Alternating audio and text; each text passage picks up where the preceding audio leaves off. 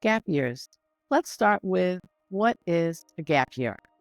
Usually it refers to a year or more after college graduation and before starting medical school when applicants work or do research in a medically related field. The key thing to remember is that quote unquote gap year is a misnomer.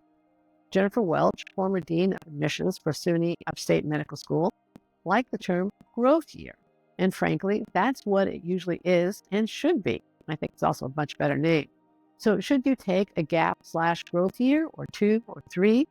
Well, that is a very individual question and one that we deal with frequently when advising our clients here at Accepted. The best reason for a gap year is the limitations of 24 hours in every day and sanity. You realize that you won't be able to keep your grades up, earn a competitive MCAT, and do clinical and community service, research, and take time for hobbies in the remaining years of college or in the post-college framework that initially you've chosen for yourself.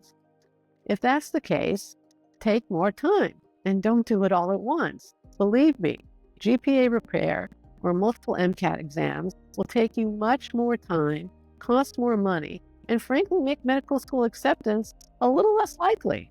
So take the extra time now to apply with all your ducks lined up: a solid GPA, strong competitive MCAT score, clinical exposure, community service, research if relevant, and time for something you love. You'll be a more successful applicant, happier pre-med, and well-prepared medical student. And if you'd like help planning out your pre-med journey and balancing all the balls in the air that I've been discussing, not to mention actually completing the primary and secondary applications and ultimately preparing for interviews, visit exhibit.com/premed. Good luck. Again, that's exhibit.com/premed.